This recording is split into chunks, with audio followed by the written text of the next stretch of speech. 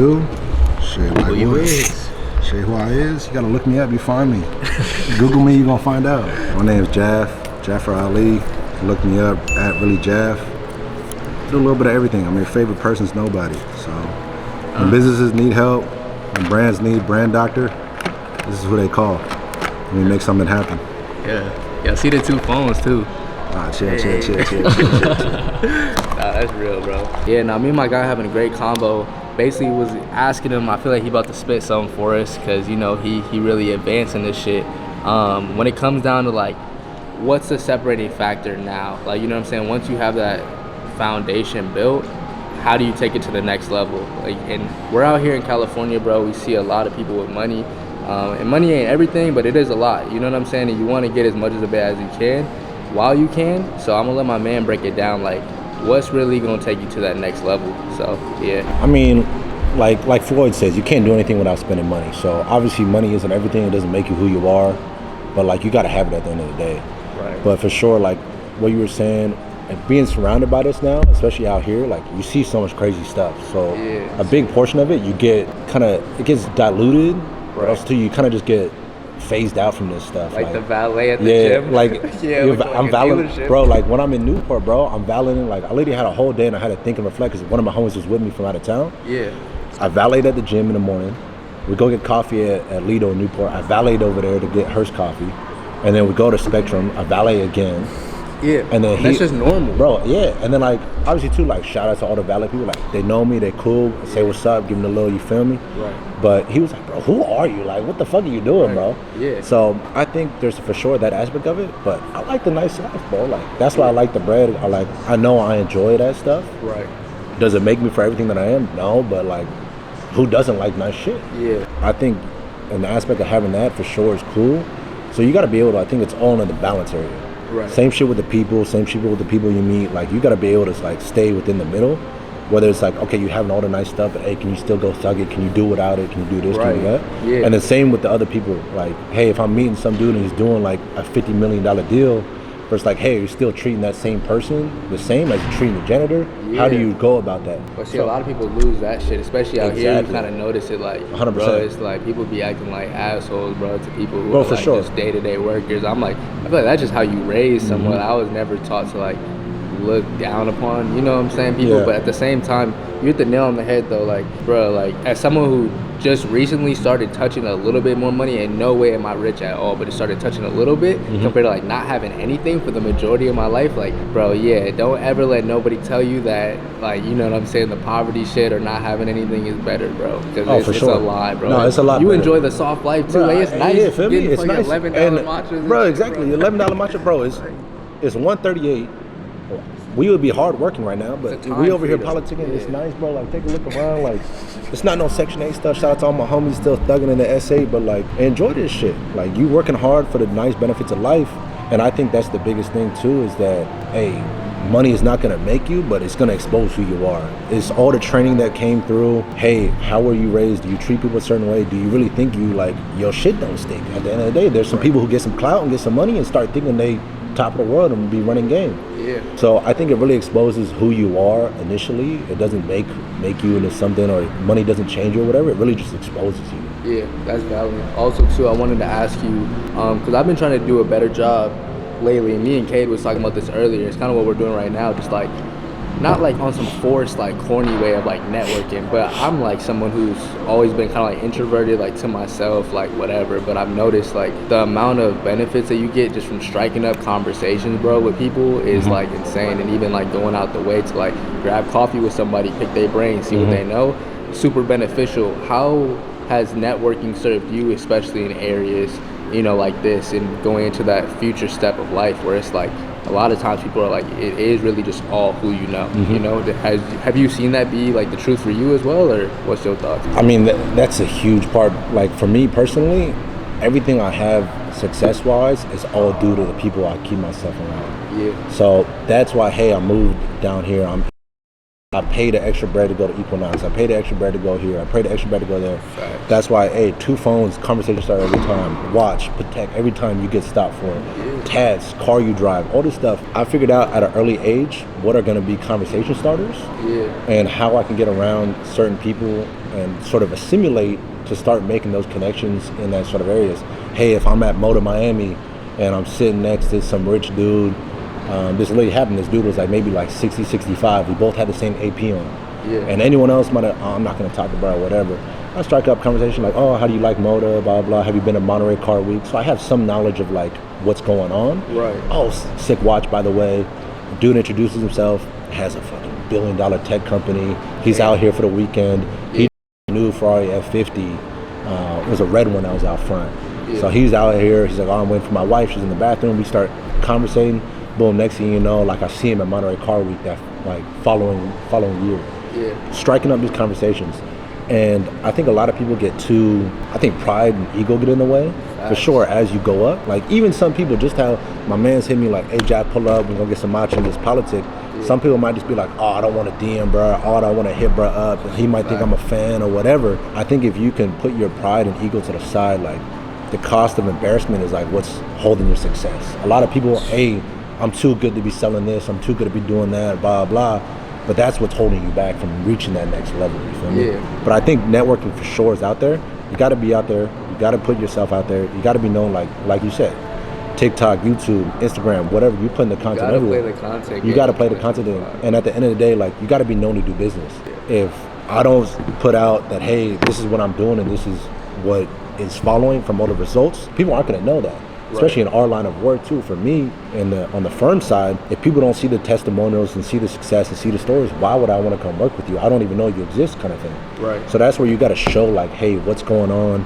Here's how I'm doing things. You don't got to give all your free sauce away, but at least show the people that. Because then also too, I think people have a certain emotional connection with you, and you might see this too when you show the behind the scenes of the stuff. Right. People maybe you ask, hey, do you guys like this garment? Do you guys want this ounce?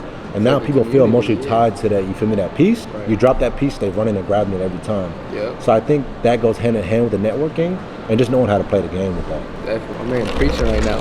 Yeah, no, that's facts. Because I was literally just reading some shit the other day. They was talking about like Tesla versus Edison, you know, when it came to like making the light bulb. And, like it was like Tesla was like a much better scientist and all that.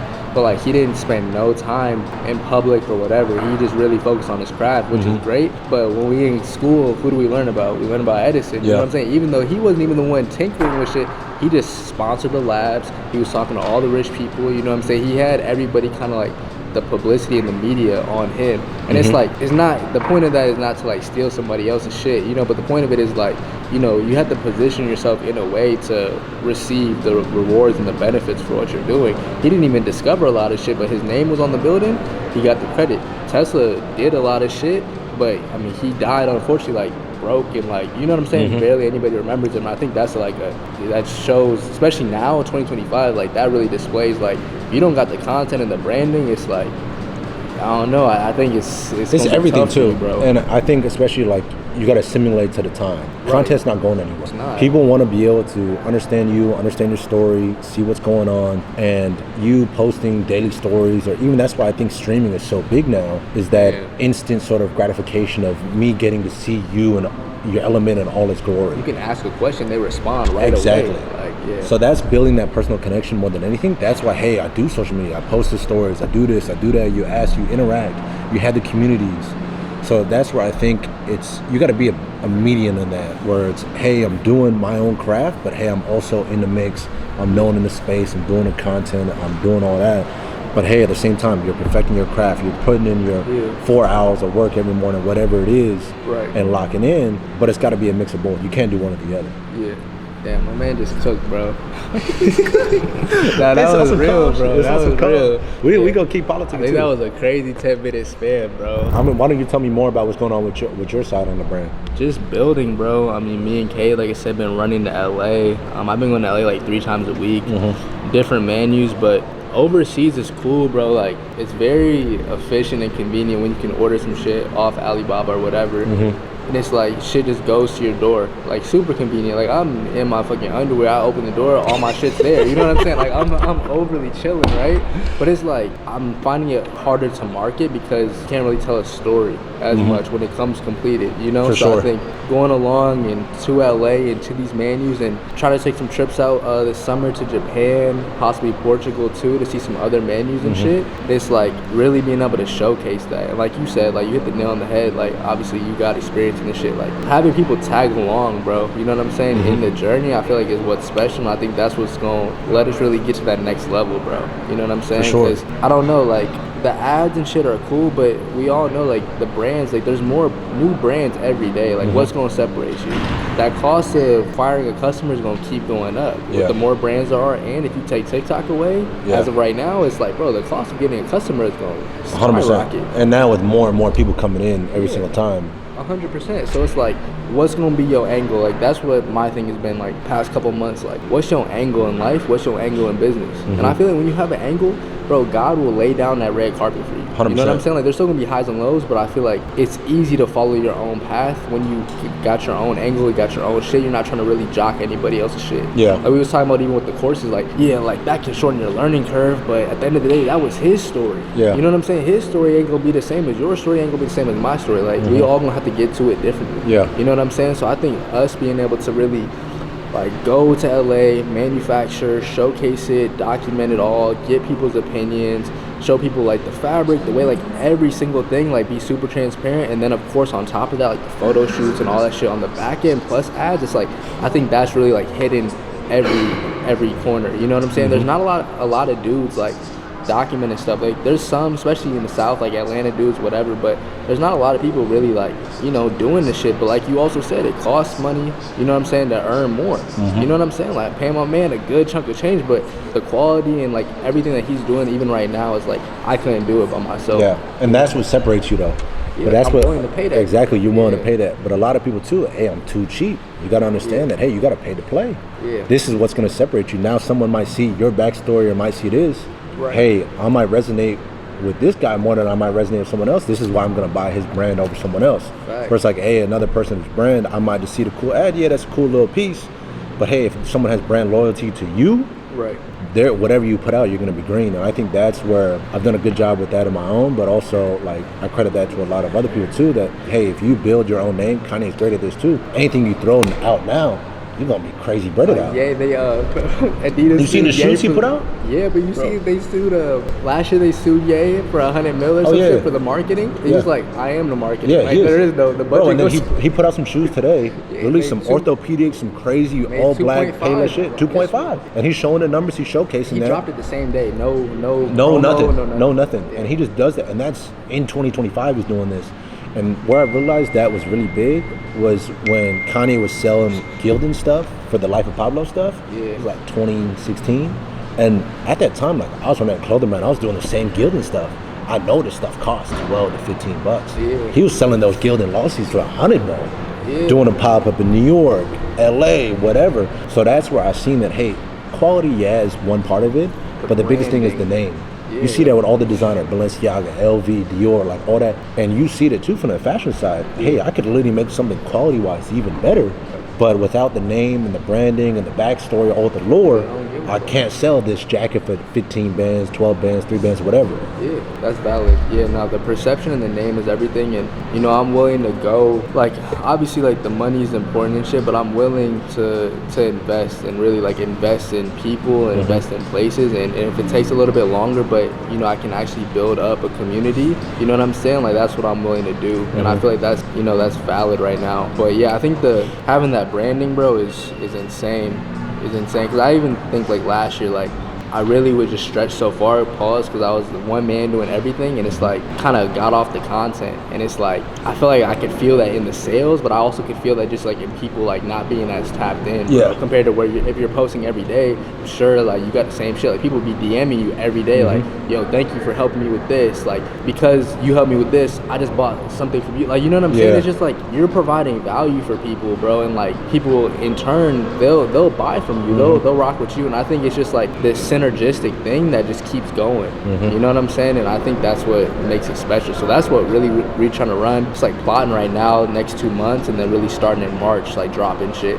So we're really just fucking blueprinting everything right now, kind of moving slow motion. But yeah, bro, I'm super excited, bro, for sure. No, most def. And I think too with the social media stuff too, a lot of people just forget how wide that reach is. And like who's really seeing your content. Celebrity, bro, you don't know who watching. You never know who's watching, and that's where I think people get, I mean myself included too. You might see 100 likes, 200 likes, or whatever, and might just get like, oh man, I'm not even gonna post no real no more. Shit, But at the end of the day, you're right too. Like I got people reaching out to me, hey, I've done this, or hey, I started this business because you're doing this, or I purchased this, blah blah blah.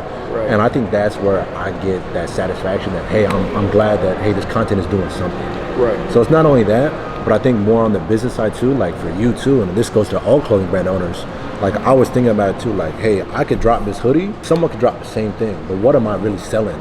And that's what really separated me and for my clothing brands was that I'm selling not just the hoodie, but I'm selling the social status. That hey, the brand, you tapped in now. And people buying the one-offs or the exclusive stuff. I always have people DMing me or texting me or like people taking photos of one another in the gear, sending it to me like, oh, this person tapped in.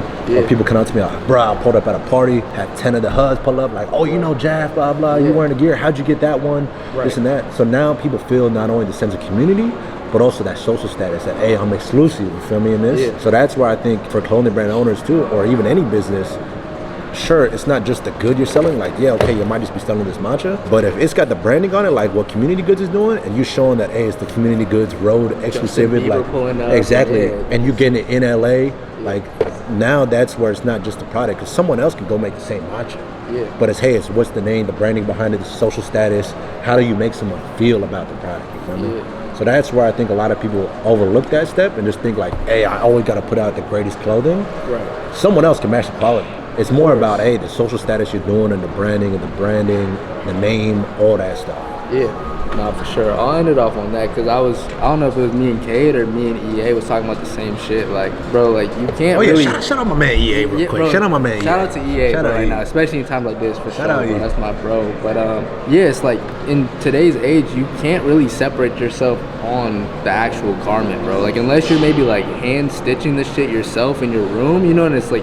And even then, bro, someone's gonna copy you at some point. Even then, yeah, somebody could. These bigger brands, that's all they do is look for smaller brands and just snatch it and then reproduce it. So it's like, you really can't separate yourself on the actual physical product. It's like, once again, what is the perception? You know what I'm saying? What is the name?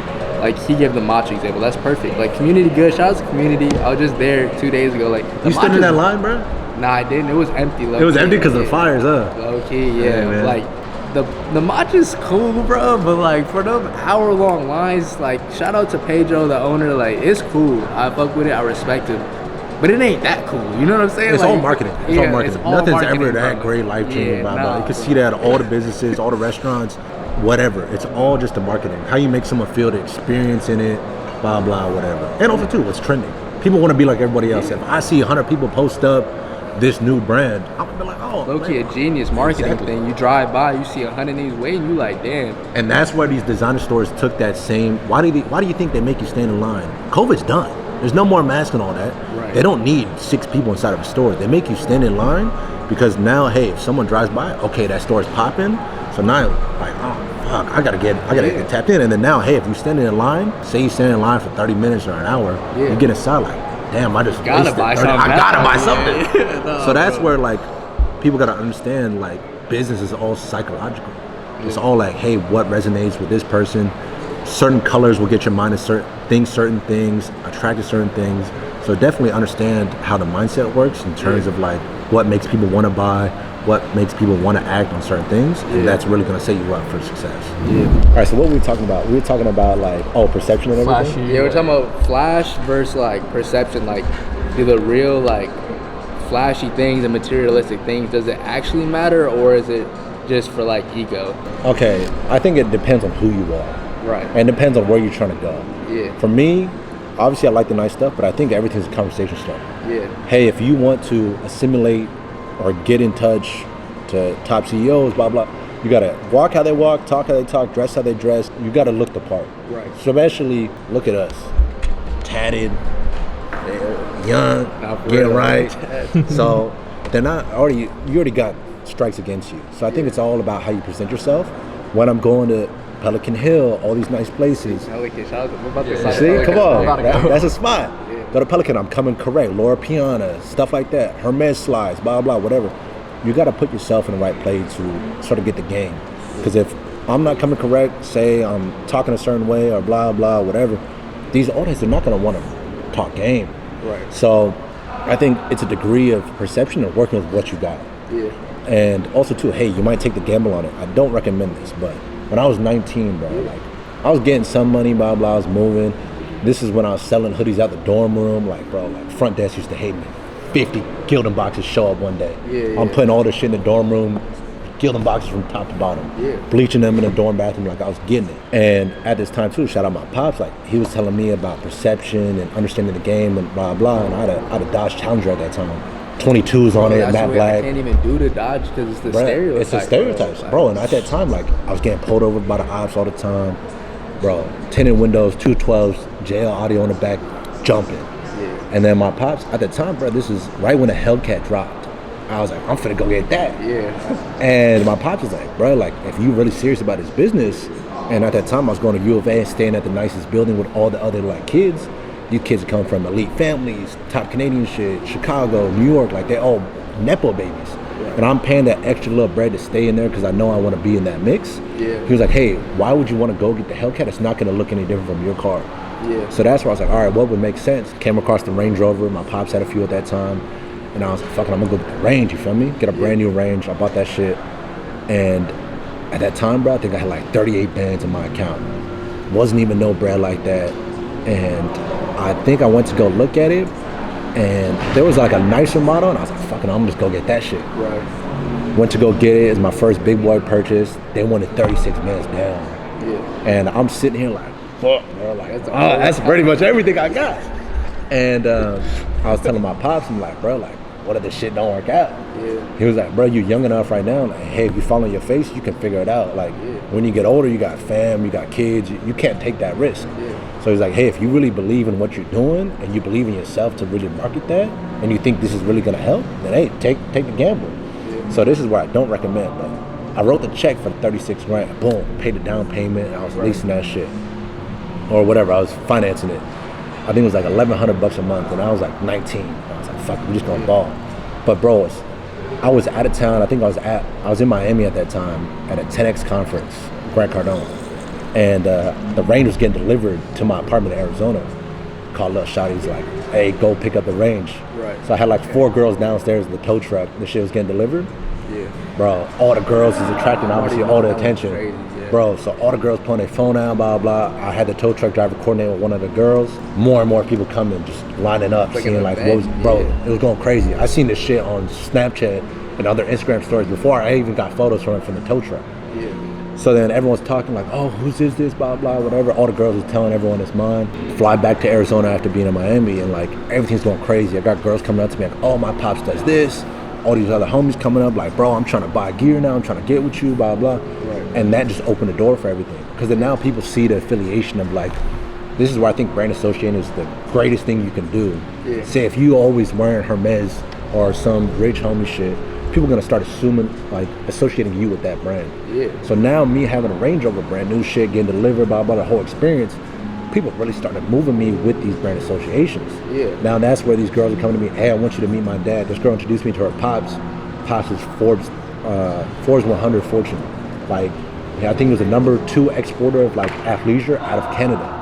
Yeah. So I got on a call with him, and it was literally just because I started having the Range. Right. Sure, okay.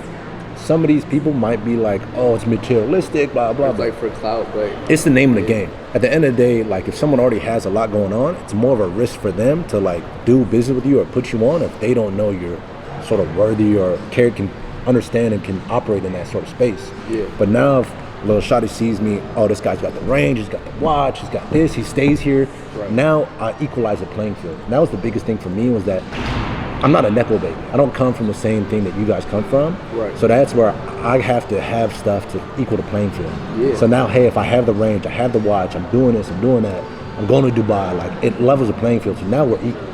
yeah, So now that's where they're going to start putting me on with opportunities that you wouldn't have that I wouldn't prior to have that. prior. Yeah. Exactly. So now that's where people are introducing me to these connections because now that, hey, I can trust Jaff in this sort of aspect and realm because he's already got some motion going on. He's not just gonna burn me, or he doesn't know how to act in that sort of space. Yeah. So that's the biggest part too. Yeah. I mean, just cooked. I don't even got no yet. That was crazy. That told you, man. Crazy. I feel like I just found my long lost brother. Me and this Come dude on, think man. this. Come on, man. Bro, Come on. funny as hell. Come on. Nah, that was real.